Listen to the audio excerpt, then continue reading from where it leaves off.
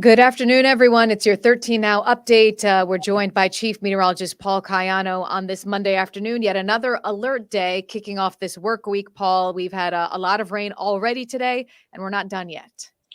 Yeah, and that rain this morning is actually playing a big role, Sabrina, in how we shape up for this afternoon and evening. You can see the rain coming down, even some thunder and lightning here from before the sun came up. Came down at a pretty good clip in spots for a while. And the leftover moisture from that rain and all of the residual clouds that are left behind here in the capital region, preventing the temperature from climbing. So as we get into the forecast, you'll see the difference in the severe weather risk across the area. In fact, we could show you on the map here just what I'm talking about. Now, here's the severe weather outlook. Forgive me for a second here. I'm going to manipulate the map here, and you can see how the greatest risk is down by DC, right? But look at the risk increase as we get into Pennsylvania and the southern tier of New York and the Catskills. But look how it drops off dramatically into the yellow and finally the green, the marginal risk here in the greater capital district. And the reason why it's so much lower locally is because we're socked in with those clouds that were left behind from the shower. So without the sun and the heating of the day, which is going on, by the way, out in central New York, you can see it here on the visible satellite picture.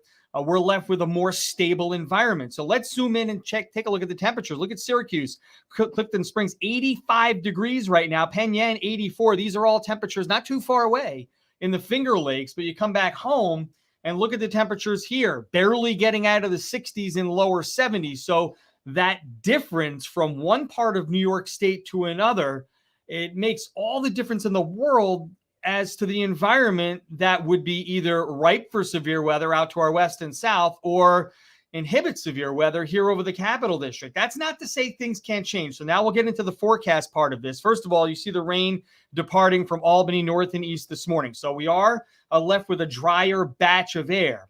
Look at all that action developing in Pennsylvania. Here, I'll point it out to you, and over into portions of West Virginia and the Ohio Valley. All of this is developing out here in that unstable environment. And as this pushes up toward the Finger Lakes, eventually it's going to head toward us. Now, if the air mass remains stable over us, then the storms will tend to die out and we'll avoid a lot of severe weather. The atmosphere has a chance to destabilize if the sun comes out and we heat up toward 80. Then we could be looking at a different situation. Now, it's going to take some time for this to happen. So I put in here the alert date for this evening, a highly conditional situation. It's really going to depend on the stability in the air, whether we get something or nothing. But if they do develop, the storms will contain gusty winds and locally heavy downpours. And let's not forget, we always focus on, we're going to get power outages or trees down.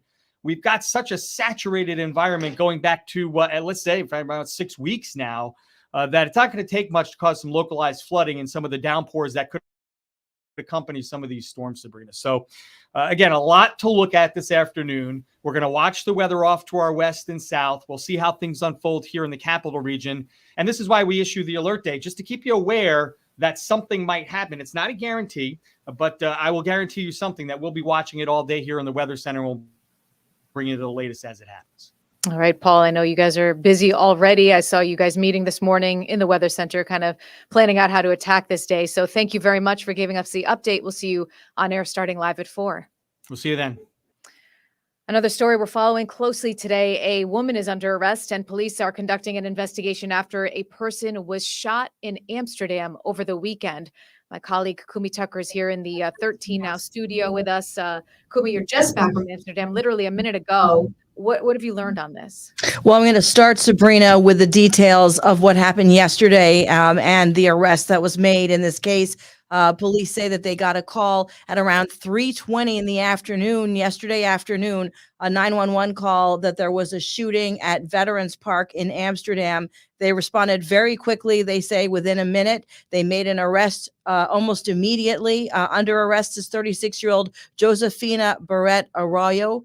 And apparently the victim is a 38-year-old woman. Her identity has not been released. Apparently she was alert and speaking at the hospital at St. Mary's and then was later transferred to Albany Med, but is expected to survive. So police say that this was an isolated incident, that the two women, the suspect and the victim, know each other, and that they had some sort of a long-standing beef that escalated and led to that gunfire yesterday, the shots fired, the shooting yesterday afternoon. And so they believe that this was very much an isolated incident. This does come on the heels of another incident of shots fired with no injuries that happened during a very popular movie night in the park, and that was last month. So we spoke to the mayor today. He said, obviously he is concerned about any kind of gunfire, anybody that would bring a gun into a park that had people in it, the children enjoying themselves. We just got back from Amsterdam, and that park is really has been built up. The mayor called it a success story. The city pool is there. Yesterday was a beautiful day. That pool was packed. There's also there was a basketball tournament going on yesterday with 500 people there for the Summer Love Basketball Foundation. Very popular basketball, a very positive message to be sending out. And everybody involved is saying what a shame that this isolated incident would have had such an effect on the community when they were just coming out to have a good time yesterday afternoon. We also did speak to some of the kids in the park. They said that they were there, and their parents, they said they were there yesterday at the city pool. Someone heard gunshots. It was a few scary moments for them. They, again, also said they just enjoy that park. 3.5 years ago, that park was nothing like it is now. And a lot of it, private donations from businesses and from individuals. The splash pad is new this year. The basketball courts renovated, the city pool, the new building there. So a lot of positive things happening in that park. And unfortunately, this incident and the last incident, the mayor did say, though, they'll be reviewing any incidents in any events going forward. But it's a very accessible park. He said it's not possible for them to be able to wand everybody as they go in, but they want people to be able to gather there and gather there safely. Yeah, after that incident you spoke of with the movie in the park, I know we spoke with the mayor after that, and he talked about beefing up security, putting more surveillance up, but it's so unfortunate just weeks later, another incident as they were trying to just tackle what happened recently, and now they have this as well. That's right. And he said, one new piece of information about this case in particular, he said that the weapon that was used in yesterday's shooting was a registered handgun, not an illegal gun, and that the suspect had a concealed carry permit.